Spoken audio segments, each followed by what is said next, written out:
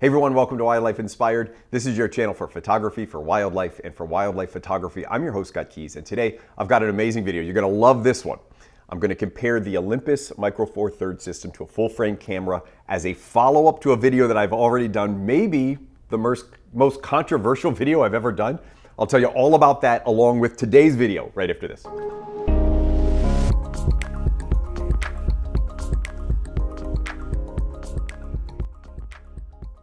So a few weeks ago, I had recorded a video, and the intent of this video was to be just a really quick reference about Olympus or OM systems of Micro Four Thirds sensors and a comparison to full frame. And I didn't put a lot of energy, honestly. I try to research a lot of my videos, but this was a quick comparison. The backstory was I got my hands on some equipment from a client. I was editing his files, and I said, your files just look different to me.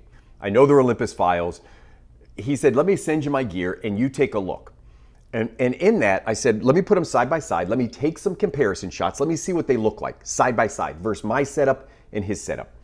As I was doing that, I remember a lot of conversations over the years where people would say things like an Olympus system or a crop sensor in general. An Olympus system gives you 2x magnification. Now, I talked about some of that in the first video, so I'm not going to rehash it all. Reference the video, watch that one first if you like. Make sure you come back because this one you're going to find really interesting. So this premise was, let me compare these at similar focal lengths. So I had on that video, I took a 150 2.8 on one side. It was a zoom lens with an Olympus, and I think that was an OM1 Mark I body. I think that was the body he sent me. I have since sent that back. I compared that at the time to a 300 2.8 on a full frame. And the idea was the field of view equivalency is the same. In other words, the image projects the same size on the sensor.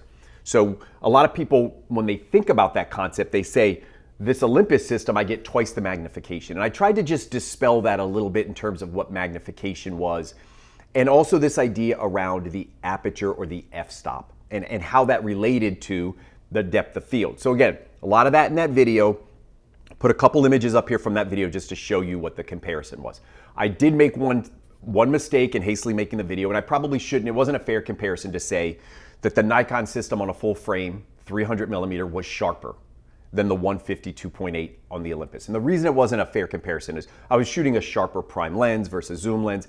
And while I think it was an okay comparison, it wasn't apples for apples. And at the same time, somebody had mentioned an Olympus system to me. They put a comment in one of my videos and they said the 150 to 400 4.5 Olympus lens plus the, I think they call this the OM1 Mark II body, they almost seemed like it would blow away any other system.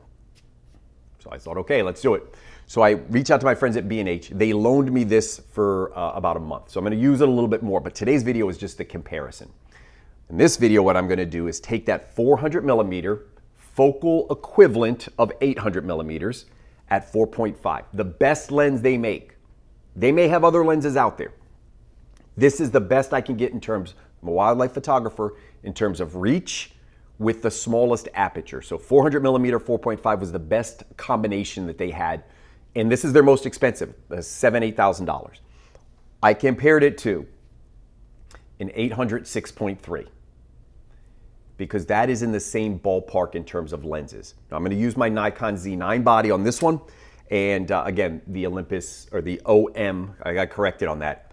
Olympus was sold, I forget the name of the company, Japanese manufacturer or something like that, but they were sold and it's now called just OM, or you'll hear it called the OM system. So if I say Olympus, a lot of people use that interchangeably still. If you want to be technical, it's not an Olympus camera anymore, but the sensors are typically referred to or thought of in reference to older Olympus sensors. They no longer make camera equipment. They were sold. They actually did sell the naming rights. There is some stuff out there still called Olympus, even in the photography world. Now, I wanted to compare it to the 800 6.3 because that's the video that started that comment.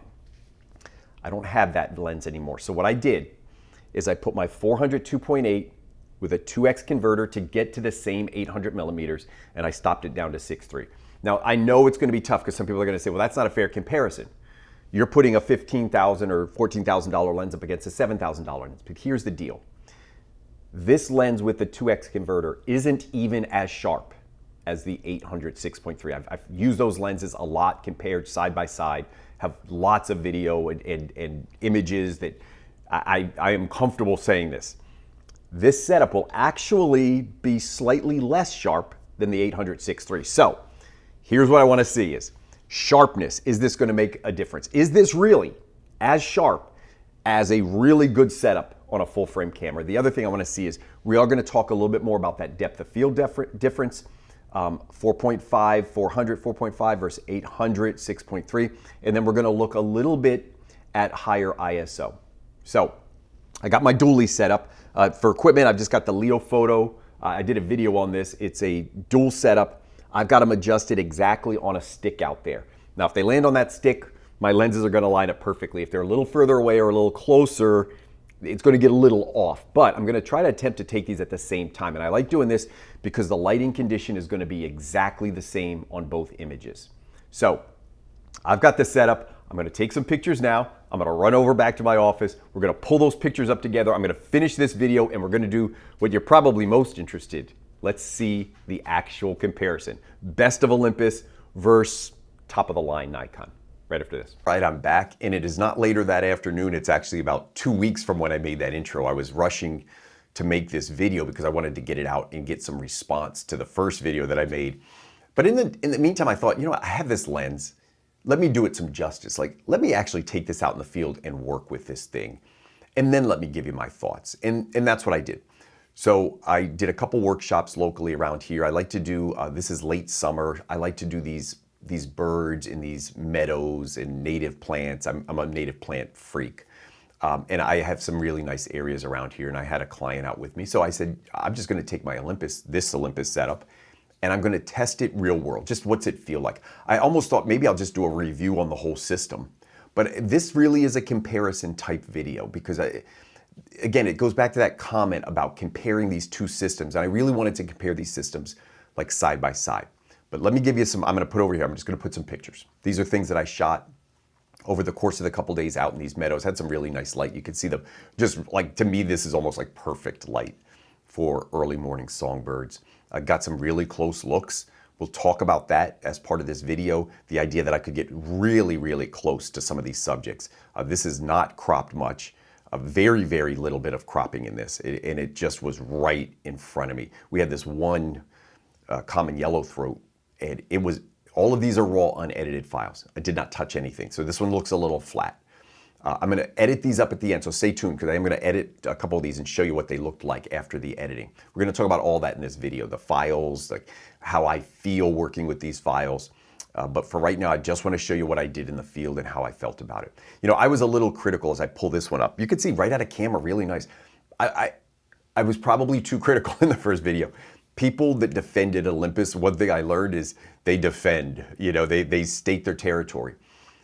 I'm going to give you all the comparisons and all of my opinions relative to these systems side by side, having worked with Nikon for 15 years, and now spending some quality time with this Olympus system. I always was a little bit of a snob, a full frame snob. I'm not going to lie. I always thought that these small sensors can't perform as well. Why do I even bother? This image right here shows you that the quality of these is really good. And the Olympus sensors I was pretty impressed with. I did not expect it to be this good. When I have edited files in the past, and again, I do this editing service. People will email me files, I'll edit them for them, send them back to them, maybe give them some tips. I do all that on my Patreon site. When I've worked with these files in the past, I didn't feel great about just the file. I never felt like I could pull or push the images as much as I could with my Nikon files. I'll touch on that a little bit, but this is a really good example to me of what the system is capable of doing, and it's got really nice colors. Autofocus was really, really good. So just really, really liked it. I'm going to come back to this image later in the video. I want to talk about that, but I thought I would just throw it in here. A really nice little monarch butterfly. Plant some milkweed on your property. Let's support these guys. A couple more. Again, these are unedited. This one needs some edits. I'm going to edit it up, show it to you at the end of the video. Raw file, lots of detail. I could actually zoom in on this and show you some really, really good detail because you could see like it's really, you get all of the feathers in there, and you get that little eye ring in there. So a little bit of a detail on that one for you. This was just a nice one, a little backlit up against this rising sun. I thought that was kind of nice for early morning. And then finally another of these goldfish. So I got the same type of species. I didn't have a lot of variety, and that's typical of this time of year. So this time of year in these meadows, we don't get a lot of variety. It's not migration, but we get some really pretty scenes like this goldfinch. So took it out in the field. I'm gonna be honest with you. It was pretty good. I'm gonna tease this one. It was pretty good. It was better than my expectations. So with that said, I do want to get into this direct comparison. And for this one, we're going to start, I'm going to leave some room over on the side here, and I'm going to post images. Sometimes in the past, I'll pull up my computer and do it live. I'm actually going to put the images here. And when you're watching this, a couple tips. Watch at the highest resolution. I record in 2K. So make sure you're selected the highest available or highest possible resolution. When I did this first exercise, when I recorded that intro, I did a series of images that morning. I'm going to show you these images, and we're going to start here. The comparison's a pretty detailed comparison, so it's going to be about 15 minutes of these just comparison images, but you're going to like it, I promise you. Stick around. You're going to like these images, and you're going to have some opinions on this. I want more opinions. I got so many comments on that first Olympus video I couldn't respond to, and I had a tough time even just reading them all. It was a lot of comments. People, like I said, people defend their Olympus products. You could tell who was an Olympus shooter in that one. Let's pull these up. Top is always going to be Nikon. Bottom's always going to be Olympus. I say Olympus, it's OM Systems. I will, listen, guys, just don't nitpick words. Understand, I will use those interchangeably. In my mind, Olympus and OM are the same thing, and I get that they're not. I've been called out on that already for saying Olympus when I shouldn't. So on the top, Nikon. On the bottom, OM Systems. All right. Look at the images taken at the exact same distance at the, I should say exact moment. It might have been a half of a second away from each other. The top one, you see that better background separation. So it does have better bokeh. I want to pause 1 minute to talk about this because it's such an important concept. The original comment, I'm going to put it back up here real quick. It mentions this idea of I think it said sloppy aperture, like 6.3 is no good. Aperture and f-stop, we have to be very careful with that. When we have an f-stop value, it's always relative to the focal length of the lens. So if you were shooting a 200 millimeter f6.3 lens, I don't know if I would use the word sloppy, but that's not a really impressive combination of focal length relative to f-stop. It means the aperture is not going to be opening a lot. Remember that aperture is an inverse, it's a fraction. So just keep that in mind. At 800 millimeters, an f-stop value of 6.3 is actually quite impressive. It is a big, wide open aperture. There's a lot of light coming in, and you get really good separation from subject and background, and that's what you see here. The top is at 6.3, the bottom is at 4.5, and for some people they're going to think, well, 4.5 is a better aperture, a better f-stop value. People get in their minds think the lower the number, the more bokeh I get or the more background separation I get, and that is not true because it's all relative to focal length. And that's what I tried to cover that first video. Even though my field of view is basically the same, it's very similar, and even though the Nikon system is shot at a higher f-stop value, 6.3, it's not sloppy. It's actually better separation. Let me put these images up and just do a quick chart. This is Photo Pills, I think is the website that I like to use. It's just a depth of field calculator. And I'm going to put the calculation for each of these. I just want you to look at the number where it says depth of field. And you could see on this first one, the depth of field for this on the Nikon system is 0.76 inches. So it's pretty narrow. It's not even an inch, 3/4 of an inch. And now I'm going to flip this and show you the depth of field for the Olympus or the OM system. All right. 1 foot, so over an inch. So the depth of field being greater means the bird will be more in focus, but so will the background. And that's the separation that I'm talking about. For wildlife photographers, we often, everybody has a different style, but we often covet this separation, this creaminess of backgrounds, this bokeh. So it's completely up to the photographer, but for me, the 800 6.3, I like that look better. I just like the separation that it gives me, okay? So those are the two images. Another important factor, while the field of view looks the same, the top image is much bigger in terms of resolution. So I'll show you that in just a second. Now we want to look at this image quality idea, right? So I'm showing you the two images. From this point of view, the image quality looks pretty good. Interestingly enough, I shot this video. I got the OM camera there. It's a Mark II. I shoot it and I look at the back of the viewfinder. I was like, oh my gosh, that's sharp. Like I did not expect that. And I thought I was wrong this whole time. This Olympus system is as sharp, if not sharper than my Nikon. Sometimes on previews, the camera's showing you like a JPEG preview and it may actually look a little sharper than when you get it on the computer and look at the raw file. So what you're gonna see over here are just raw file images converted for the sake of this video to JPEGs with no editing, no sharpening, no noise reduction. So these are just the raw, I'm gonna say raw files, converted raw files to JPEG just for the video. All right, let's look at the top as we zoom in. The top one is that Nikon and the bottom one is that OM system. And from here, you start to see some differences. It's pretty close though, and I was still pretty impressed. I thought it would be, and that first video was, I should say night and day, it was a pretty big difference. In this video, with this better lens, again, top of the line for what they do for wildlife, I thought that's pretty good. Now I started to look, because I'm gonna detail, as you start to pixel peep, I want you to notice this one little area around the eye. And then when you compare them, you could say, okay, I do see some image quality differences, and I'm gonna give you one more. We're gonna get in here real tight, and I'm gonna focus on that same area of the eye and then the reflection in the eye. And you could see with this Nikon system, a fairly large subject for an animal. This is a catbird at only about 20 feet away. The image quality should be outstanding.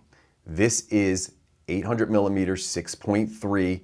And again, it simulates the Nikon 800 6.3, even though I took it with a teleconverter on my personal lens.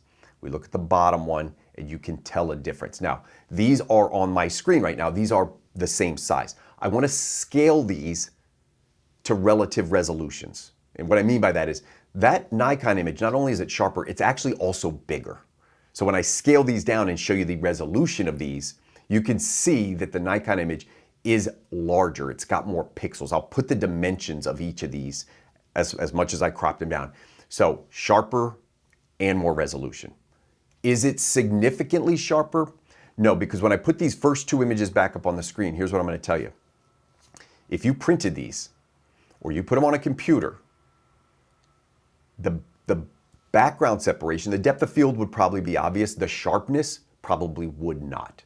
I don't think there's enough of a difference naked eye to see it in a print or something like that. The lenses do have different feels though, and personally I like that Nikon feel better. All right, pretty good so far, right? All right, let's get into this next example.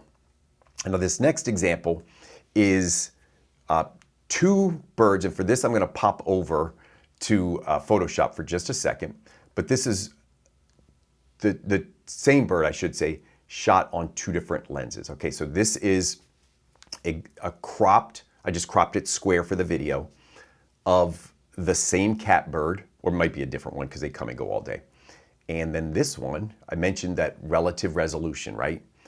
That's the Olympus. So the smaller image is the OM system, or Olympus. The bigger image is the Nikon. This is the same relative resolution. So when I crop these proportionately, so the bird occupies the same amount of the square, you can see the Nikon has that advantage in resolution. Look at the background real quick. And let me just get rid of this. Okay. And we look at this area around the bird of the head of the bird, and then that flower. And I just want you to notice that it's more in focus down here. See that dark stick? And again, that's that depth of field separation. Personally, that works better for me, especially as a bird photographer, because when we get these, we have a lot of obstructions sometimes as wildlife photographers in our photos. And the more out of focus those obstructions are, often the more pleasing the image is. They don't get as distracting. Anything that gets sharper or has more contrast draws your attention to it. And so that can be, it can be good or it can be bad. It's bad when it's a distraction, when it's taking away from the image. All right, so you can see the relative difference in resolution. Why am I showing you this one? Because this is higher ISO. This is 12,800, so 12,800 on the Nikon image versus 10,000 on the Olympus. And part of that is because the Olympus is gathering more light. So at 4.5, it gathers more light. That the aperture allows more light to come into that lens. And again, a lot of this is relative. I'm not going to get into a whole video about it. I have a video on aperture, a series on it. Just watch that. It'll explain a lot of this if you're struggling with that concept. Now, I decided to do something a little bit different. I want to go tighter on this. So I'm going to crop this down. I'm going to move this picture and you'll see why in a minute. And I'm going to bring these birds really, really, really tight. Because what I want to do for you is get into noise. We are often told full frame cameras have a better performance with noise. That is often true, but there's no rule around this. It is often tied to the type of sensor. So is it a stacked sensor? Is the pixel pitch really tight or is it loose? Is it gathering more light per pixel? So there's a lot of stuff that goes into that. But let me pull this up for you. And let's just look at noise. Now remember, the one on the right is a smaller image, and the one on the left is a larger image, and the one on the right has a lower ISO value. I'll put the values up there for you. All right, so here we go. Can you see it? Not too much. Let's go in tighter. Can you really tell a huge difference in noise? I was surprised. I thought the Z8/Z9 bodies would be better, and I thought that really small Olympus sensor would struggle here. What might be a fairer comparison though is, remember the Nikon's also got more resolution. So what I finally did is said, let me scale up the one image from Olympus or OM Systems. Let me scale that up. Let me make it the same size as the Nikon image. And now let's look at noise and see if it's a difference. So here's the Nikon, and here's the scaled up to the exact same resolution of the Olympus. Like, I'm gonna be honest, I thought it would be significantly better. I will tell you it is slightly better. Now again, part of that is because the Olympus system is gonna have the advantage, that OM system is gonna have the advantage of probably shooting a little lower ISO with all other things relatively the same. And again, that's a factor of that aperture of each lens. Now, as I had this body out in the field, I said, you know what, let me do one more comparison. This gets away from the original topic. If you want to skip over this, you'll find this one interesting, but if you want to skip over it, go ahead. I'm going to take a brief moment to compare two different setups. And the reason I did this, it was just coincidence. I was out in the field, I was conducting a little workshop, and my client had a 400 4.5. Coincidentally, I was shooting a 400 4.5. She was shooting the Nikon, I was shooting the Olympus. We had obviously two different bodies. And I said, let's shoot the exact same thing and see if we can get it at the exact same time with the exact same setting. So we shot two images at 1/200th of a second, ISO 800, and this is what they look like, and we were right next to each other. So you can see, I'll put, again, I'm trying to do it consistent, Nikon on the top at 400 4.5 on a full frame sensor. It looks much smaller, right? The subject, that little post it's on, it feels much smaller than the Olympus, which feels much tighter. Essentially what the Olympus is doing here, and this is the same with all crop type bodies, is it's taking that image and projecting it smaller. And what I wanted to do is show you, like, what happens if I just crop the full frame? Like, what if I just do that? Like, does all of the advantages of Olympus just disappear at that point? And a lot of them actually do. One of the things I mentioned with these OM systems or the advantage of these systems is they're just lighter. Like, we can get away with shorter focal lengths and lighter lenses. But when I compared this system to the Nikon 400 4.5, a couple of interesting things. One, the Nikon system's lighter. It's actually lighter, and it's cheaper, and it's actually pretty significantly cheaper. It's about $2,000 cheaper because that lens is a $7,000 lens, $7,500, and the Nikon's about $3,500. So the systems actually are cheaper for Nikon when you do that. But what is the image quality? Like, do we lose by cropping the Nikon? Are we going to lose out? Let's look at it. Real quick, I'll put the Nikon on the top. I'll put the Olympus on the bottom. And now these are cropped to the same resolution. I'll put the resolution up here. But these are cropped to the exact same resolution. And all of a sudden, they don't look that much different in terms of size. The Olympus is slightly, or the OM system is slightly larger in the frame, relatively speaking. So this might be like comparing the Nikon 400 on a full frame camera to something like an Olympus at maybe like 500 millimeters. So it's not that huge advantage. It's not doubling the camera field of view. Let's look a little tighter, because does the image quality start to fall apart? So I'll do it again. I'll put the Nikon on the top. I'll put the Olympus on the bottom. And not that much different. The Olympus is a little bit larger in the frame, but cropped to the exact same resolution. There's not a huge difference anymore. And this is getting kind of interesting. So now I go tight. So I'm going to get in here really, really tight. And cropped to the same resolution. The Nikon cropped to that, and the Olympus cropped to that.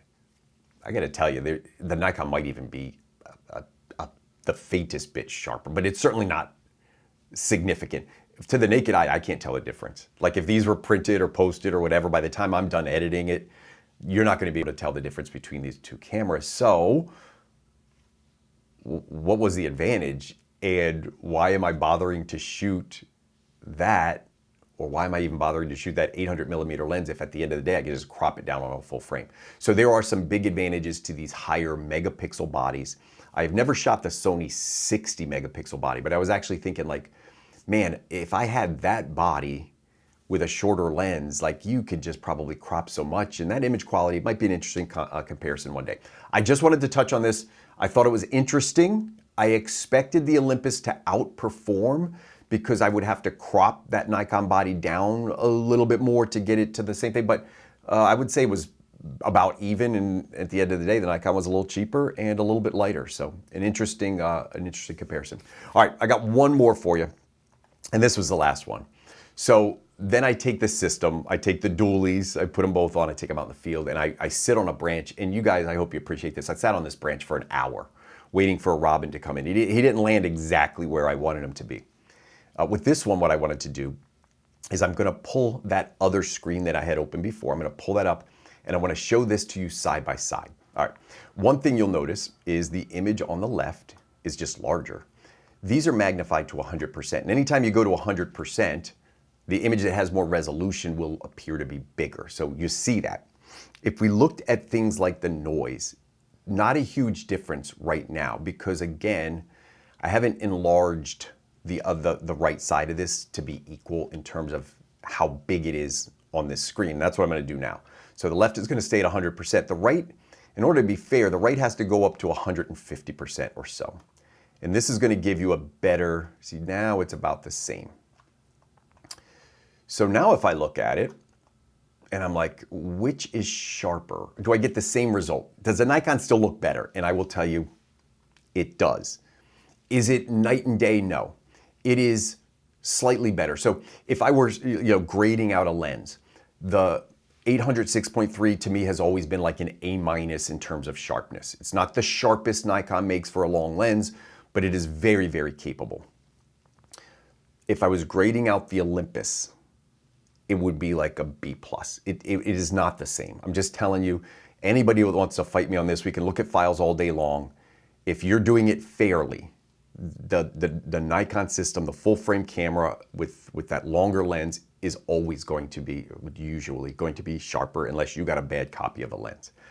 So I think you could see it here. When it's side by side, I think you could see it. You got to be able to. Like, I could see it clear as day.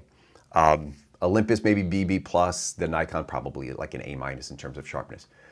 It is important, and I say this a lot, relative sharpness, like does it matter, is a big deal. This might be enough to matter, even with that really great lens. And I told you, I was really impressed with this. Like, it did better than I thought it would.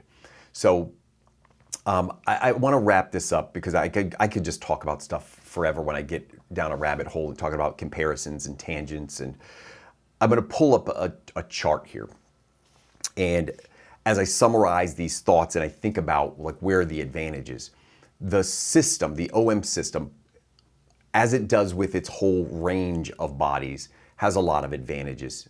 And the full frame bodies have a lot of advantages. If I'm looking at these two though, specifically like side by side, I'm gonna do this thing where I rate each column by a camera body.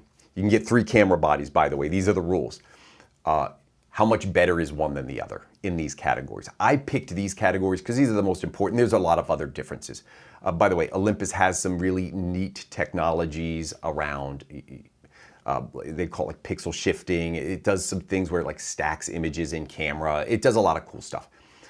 But these are the ones that I picked out because I do think these are probably the most important. One, price of these 2 bodies, the price is a half camera body going to the OM, but it's really not that much. When you put these prices up next to each other, they're both around $10,000 for this system. And I don't think there's that much of a difference to even qualify it. But the Olympus had a very slight advantage. And that advantage was on the end of the body. So the lens is actually more expensive. The body of the Olympus body is cheaper, less expensive. Weight. Now I expected this one to be like a big advantage to Olympus, but the weight wasn't crazy. 5.5 pounds on the Olympus, about 7 pounds on the Z8, and 806.3. So it's heavier. 1.5 pounds it's heavier, but relative weight, it's not crazy. It's not like 50% more weight. You got a 1 body advantage for the Olympus. So Olympus, you're off to a good start, but you're going to struggle here in a minute because we get to IQ, image quality and resolution. Let's start with IQ. So just the image quality. When we just look at image quality and disregard resolution, I'm going to tell you it's 1 body better. I told you about a BB plus on one side and about an A minus. So advantage, Nikon, you get a 1 body advantage here. Resolution, you get a 2 body advantage. Because even though the field of view is comparable, I have way more resolution, which gives me 2 things. Well, it gives me a couple things. One, I can display bigger. So I can project onto a bigger format. I can print bigger with the same field of view and not lose quality. Or I can crop more to get down to the same resolution. And I showed you those examples where the Nikon file was always bigger and I could crop it down to get a tighter shot out of a wider resolution. If you remember those sparrows that were sitting on the post, I'll put it over here. I could crop that down. I had the ability to.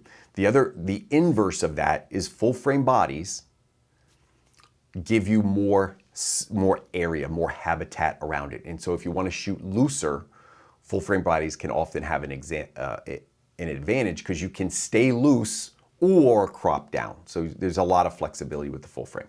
Resolution, 2 body advantage. Now ISO, we're going to talk about dynamic range just real quick, but ISO, performance, noise performance, I got this as a push. On paper, at the same ISO, the Nikon system, in this case, would have had an advantage. But that advantage it's a bit mitigated by the fact that the OM is a 4.5 aperture. It's going to have more light gathering ability, which means you're generally going to shoot at lower ISOs by about a stop, probably 2/3 of a stop to a stop on average. So with that said, it's probably going to wash. You're not going to see a huge difference in these because the Nikon's probably always going to be a little bit higher on the ISO and the Olympus or the OM system's probably always going to be a little bit lower. And that's due to the aperture of the lenses. So we're trying to do as much apples to apples as we can. And so the field of view is apples to apples, but these apertures aren't, and that's a fair comparison because in this price point, this is what you get in terms of these apertures. The dynamic range, I want to put a chart up here real quick because I just want to touch on this. This is from Photons to Photos, and I put these 2 systems on the same graph. And what this shows you is the dynamic range. There's a couple interesting things. One, the Nikon cameras, the Z8 and Z9, have a lower base ISO. You go all the way down to 64. So if you had the ability to lower it all the way down, you actually get a very nice advantage in dynamic range for the Z8s. The OM starts at ISO 200. We don't really shoot that as wildlife photographers for sure, so I'm always down at 400 or 500, 800, whatever. When you get down to those between like 200 and 400, there's really no advantage to either camera. And I'll explain why the OM actually has a slight advantage between like 200 and 400. But there's a dual gain sensor. So Z8, Z9, you get the dual gain bump, and it actually outperforms in dynamic range throughout the rest of the ISO value. So if you've never looked at this chart, the higher that line is, the better. And as the ISO goes up, the dynamic range decreases. So I'm going to give it a wash, and here's why it's a wash. On paper, the Z8 outperforms, but for the same reason that there's better light gathering. Remember, the ISO is typically going to be a little bit lower on that OM system, which also means it gets the benefit of a little bit better dynamic range in that comparison. So I think you followed that, but the Nikon, if it was shooting at ISO 800, the Olympus might only be shooting at 640 or 400, and therefore the dynamic ranges are going to wash. Where I saw this is when I edited the files. I almost included this in the video. I was actually going to go in to Lightroom and open some things and slide the sliders. Here's what I found. When I push files, pushing means I often take the sliders for shadows and I pull them up, the whites, and I just start pushing these sliders around. And I do it on 2 images at the same time, so the same adjustments are being made. And I look to see, is one file more capable of retaining information? Does it look cleaner when I make all of these adjustments, especially around shadows and highlights, and also contrast? And when I did that, there was only a very slight advantage to the Nikon file. I actually thought it would be way better, but it was not way better. It was a little bit better.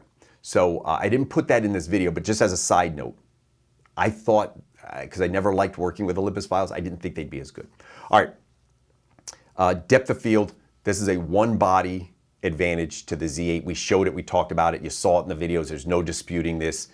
Don't tell me 6.3 is a sloppy aperture either, because relative to that focal length, it is actually a pretty impressive aperture. Depth of field, and I'll say like bokeh, rendering backgrounds, background separation, however you want to word it, that all goes to Nikon. The IBIS, the in-body stabilization, the OM systems are very good at this. The smaller sensor is maybe easier to manipulate, and plus they've been doing it for a long time. So they just have, I think they boast like 6 or 8 stops of image stabilization, whatever it is, it's a ridiculous amount. And it is a little bit better. The speed, and by this I mean the frame rate, how many frames per second can it take? 120 raw, that's a lot of frames. I don't shoot that many, it's too many, I can't call that many. But if you have the application for that, could be something to consider. The Z8, Z9, they give you the 120 frames per second. They do it in JPEG, so they don't give it to you in RAW. And then one we did not touch on this video at all. I want to bring up this picture of a butterfly real quick. Took this out in the field. Minimum focus distance. This is a three camera body advantage. The minimum focus distance on that camera right there is 4 feet, and that is incredible. When I shoot at 800 millimeters on my, at 400 millimeters on my full frame body, even with a teleconverter on, I have to be 8 feet away. I can't get inside that minimum focus distance of 8 feet. I'm getting a field of view of 800 millimeters with that lens at 4 feet, which means I could be like right on top of a lot of subjects. Shooting a butterfly with an 800 millimeter lens means you normally have to be way back. And in fact, the 800 millimeter 6.3 minimum focus distance is 16 feet. It's almost 4 times. That means 2 people shooting the same subject, one could be standing within a body length and the other is like 10 paces behind just to get it in frame. Of course, the person closer is also going to magnify the image more, because it's how close you are. You're just closer, it's going to magnify more. So a huge advantage when it comes to minimum focus distance. It's not something I touched on in the first video, not something I really talked about in this video, but it has to be mentioned here in this comparison. I did tell you, I'll put the whole thing up here so you can see it one more time. This is very subjective, but this is the way I feel. If you don't disagree with that, down in the comments, you can let me know. I don't know if I'll get as many comments as the last video. I tried to be real careful on this one and give you a much better comparison. I told you I would edit up a couple files for you. So I took 2 images. One, Speaking of that minimum focus distance, I couldn't have captured this songbird with even my setup. This songbird was only about 7 feet away. This particular common yellowthroat was just, he owned this little piece of the prairie, and he proudly perched and he popped around, and no field sparrow came near him, nothing. He just owned it. Very different than all the other birds that day, who were much more typical, like 20, 30 feet away, popping up and down, moving all over. But this guy was just like, you just perch after perch. So I was able to get him really, really close. With the 800 6.3, I had no shot at this one. I would have had to just walk back to get it. So I edited this one up. I thought it came pretty nice. The flowers he's on, man, this meadow 3 weeks ago just looks amazing. In this video or this picture, these flowers are past their prime. So that was the one. The other one I showed you earlier, it had a lot of potential. It didn't have a lot of life. So the lighting wasn't great, but I liked this scene. So I went ahead and edited this one up. And so that one's over here now. So that's the same, it's a same species. This is the female, and it's in a native plant called pokeberry. But I liked the framing. I thought the image had potential, but again, I'll show you the raw file up top out of camera. You know, it was nice, but a lot of detail and a lot of opportunity. I liked the framing, and then the bottom, I'll put that finished product for you so you get to see that. That's my video. That was a long video, but I really wanted to dig into this one because I had that lens, and I just wanted to give you one of the best, most accurate comparisons, especially after that last video and some people challenging the comparison. I wanted to give you a really, really good one today. I hope you enjoyed it. Listen, I know I leaned toward the Nikon, and I do think in terms of image quality, and you know, it had slight advantages on just about everything. I really, especially around resolution, just getting so much more resolution, 45 megapixels versus 20. That said, if you're not going to crop down your files, that Olympus system was really, really good. It exceeded my expectations. It was very easy to use. A couple other things about the build. I really thought the build quality was smart. The autofocus was really snappy. I can't say I noticed a huge difference from one to the other. It actually has more autofocus points, but it felt very snappy, and it jumps very quick. It's like it just locks in very quick, and it focuses very quickly. I didn't test that, but I just thought, you know, I put it out there because it is a very fair observation in terms of just using that. So as a user, the camera was very, very nice. It was easy to hike with, easy to carry around. I know for some people that might feel heavy, but 5.5 pounds for me is lightweight compared to the 10 or 12 pounds that I've been carrying around for years. So hopefully you like this video. If you have comments, I'm sure I'm gonna get some comments down there. One thing I realized, by the way, the last video is gonna be more successful because if you want clickbait stuff, just say something wrong or make a bad analysis. And you see people doing this all the time on social media now. They just throw something out and they know it's wrong. They just want to get you to get upset and comment down below. I'm trying, I don't try to do that. I actually try to just make a nice video, and hopefully you say thank you for making the video. So if you've never commented on a video before, you like this one, I need you to go down and comment so it hits the algorithm. Hit the bell for notifications. That'll let you know when I have a new video out. Really important to hit the like button. And what that like button does is it just sends this content to people who might be searching, and it'll just move it up on the search list for them to find. So if you like my content, just make sure you hit the like button on every video. And that's all I got for you. Down in the comments, let me know what you thought. You liked this one, didn't you? I thought this one was pretty good. And I really enjoyed making this one. So thanks for tuning in as always. And I hope we can continue to find inspiration in wildlife together.